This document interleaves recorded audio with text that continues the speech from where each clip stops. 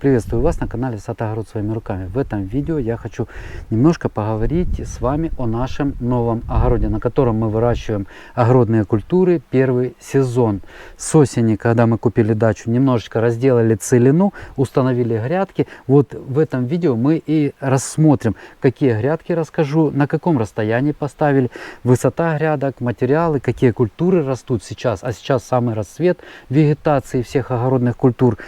Вот, также посмотрим теплицу, ее размеры, и в конце я хочу высказать свои мысли, чтобы я вот с высоты опыта выращивания в этом сезоне на таком огороде, на этом огороде, чтобы я немножечко изменил.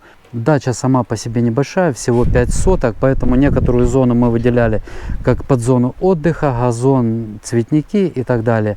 Ну и, конечно же, куда ж без огорода, без выращивания огородных культур. Вот непосредственно это наш так называемый открытый грунт, где мы выращиваем в открытом грунте. Ну и есть теплица. Теплица размером 6 на 4 для семьи из 2 человек. Если проводите такое ответственное выращивание с повышенным вниманием к растениям, то вполне достаточный объем теплицы.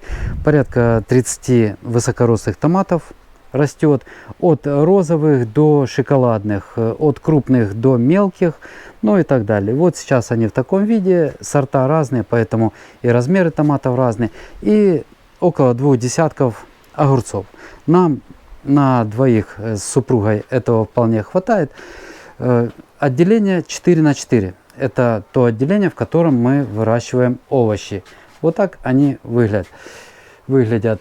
Конечно же, накрыли светозатеняющей сеткой, потому что жарко, хотя ведется круглосуточное проветривание через открытые двери. Окна мы на теплице не резали. Я не хочу портить поликарбонат, нарушать его целостность, хотя сами рамы на окна есть, можно их установить при необходимости. Но считаю, все-таки правильным было использовать светозатеняющую сетку 45%. Итак, теплицу мы поделили на 2 части. Вот эта часть – это рассадник.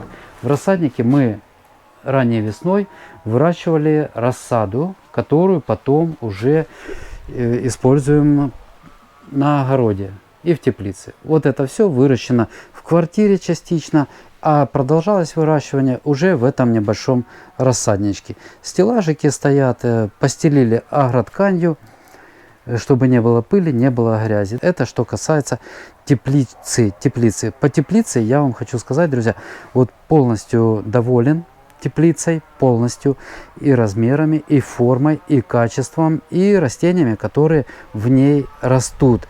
Я думаю, на этом мы больше не будем останавливаться в подробностях. Давайте пройдем дальше. На открытый грунт. Открытый грунт у нас весьма ограничен, и поэтому приходится еще изыскивать разные способы выращивания. Вот, например, батат. Мы его выращиваем в мешках. Расставили в удобных местах, там расставили, тут расставили. Это куча с перегноем. Частично использовали, покупали грузовика, использовали частично вот на хранение. Здесь в задней части за теплицей, как говорится, между теплицей и забором мы поставили. А чтобы закрыть шифер некрасивый, поставили мешки с бататом и лианы. Пошли опускаться вниз. Тут будет зеленая стена, зеленый водопад. Я думаю, через пару недель и до первых морозов батат будет защищать. Ну и давайте теперь непосредственно посмотрим на наш открытый грунт. Всего мы построили 9 грядок. Грядки я строил из дерева, из доски. Размер доски 20 по ширине, 2 метра в длину и 50 миллиметров толщина доски. Построить несложно, но, конечно, это не дешево, потому что доска струганная была. Я ее заказывал на частной пилораме, и обошлось мне это в некоторую сумму денег. По понятным причинам озвучивать я ее в этом видео не буду. В грядках растут различные культуры. Мы, в принципе, и количество грядок строили с расчетом под конкретные культуры. Одну грядку выделили под клубнику. Клубника уже отплодоносила, но сразу хочу сказать, для выращивания клубники это маловатая грядка. 2 метра в длину, 1 метр в ширину. Это все наши грядки, стандартный размер. Так вот, такого размера для клубники, которая плоховато перезимовала и показала низкий урожай в этом сезоне. Ну, маленькая площадь засажена, маленькая грядка. Поэтому думаем о том, как бы на следующий год немножечко увеличить площадь насаждения под клубнику, где-то будем изыскивать. Я думаю, всех интересует вопрос, почему так широко мы делали проходы. Мы сторонники широких проходов между грядок, потому что прежде всего удобство использования огорода. Огород, занятие земледельчеством, это весьма непростой труд, который занимает много времени, много сил, от него сильно устаешь. Всю жизнь мы были связаны с землей, я знаю, как это в огромных теплицах на нашем огороде в 30 соток работать, когда оставлен узкий проход. С ящиком не пройдешь, с ведрами не походишь, полить, подкормить и так далее. Поэтому, наученный прошлым опытом, мы уже ставили немножко проходы пошире. Я покажу сейчас, какое расстояние между грядок. Специально взял рулетку, мы оставляли 90 сантиметров. 90 сантиметров проходы. Но если заранее понимать, какие растения где будут расти, то в принципе вот между клубникой и зеленью можно было 10 сантиметров убрать. Сделать 80 сантиметров, ничего страшного. Вот здесь у нас рос чеснок. Грядка освободилась, но даже когда рос чеснок, он не мешал прохождению по дорожке.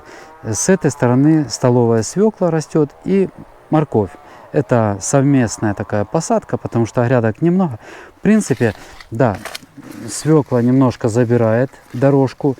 Но если с одной стороны свекла заберет чуть-чуть, а чеснок, допустим, не забирает ничего, то дорожка достаточно широкая и удобно ходить. Но если бы с этой стороны какое-то растение тоже забирало, то уже было бы немножко уже. И вот подходим к растениям, которые действительно забирают большое количество свободного пространства. Это капуста брокколи. Смотрите, как она разложила свои листья. По сути, у нас... Ну вот проход здесь очень узкий остался. Хорошо мы перец подвязали. Ну как подвязали? Мы его укрепили вот всякими такими приспособлениями. Конечно, это все элементарно выглядит как-то. Там нашли штырек какой-то, там кусок пластиковой трубки. Вот здесь со старого забора арматурки кусочек. Ну, в общем, вопрос не в том, как мы его укрепили. Вопрос в том, что мы придали ему вертикальную форму, и он не завалился. Если бы еще перец завалился на вот эту дорожку навстречу вот этой капусте, брокколи, кстати, она уже плодоносит. Отличный сорт, друзья, Бести. Если кто-то не выращивал, попробуйте вырастить. Нам очень нравится, не первый год уже выращиваем, высокоурожайная. Так вот, видите сами, как сужено, и вроде бы 90 сантиметров прохода уже неплохо, что проход все-таки остается. То же самое, вот смотрите, здесь у нас низкорослые томаты растут. Мы их подвязали. Представьте себе, вот от низу низкорослый томат, да, вот по стеблю идем. И вот, ну, вот сейчас рулетка в руках у меня. Я померяю, какая длина, какая высота низкорослого томата, а вот почти 90 сантиметров. И представьте себе, если бы мы не подвязали, а ведь некоторые люди не подвязывают к опоре. И вот эти 90 сантиметров попробуйте положить сюда. Здесь проход тоже был бы существенно снижен. Так что вот думайте сами, 90 сантиметров это много или это мало. Ну и так здесь то же самое. Мы все подвязали, оно стоит вертикально. Подвязку я показывал, кстати, это обычная труба на 2 стоечках. И вот так вот вдоль всей грядки 2 ряда томатов, привязанные к этой вертикальной, горизонтальной опоре. Обычными шпагатиками, обычными канатиками. Зато вот эта подвязка нам позволяет, сами видите, да, хорошее проветривание у томатов. Они не болеют из-за того, что проветриваются, просыхают очень быстро после дождя. Ну и ухаживать за ними гораздо легче. гораздо легче. И обработку мы проводили от фитофтороза, профилактическую. И если при необходимости подкормить по листу, тоже будет гораздо легче. Покрытие, которым мы застелили осенью, до этого невозможно было ходить. Постоянно пачкалась обувь, налипала на подошву. Как дождь, так заходить не хочется. Осенью работали, когда грядки ставили. И вот когда поставили, постелили вот эту агроткань. И вот вы знаете, сколько дождей было, сколько снег таял, да, вот мы всегда ходим, можно ходить в комнатных тапочках. Настолько это вообще отличное просто решение сделать чистым огород. Выращивание огородных культур это не всегда грязно. Если постелите вот такую агроткань, то я думаю, вам будет в удовольствие зайти на огород даже после самого сильного проливного дождя.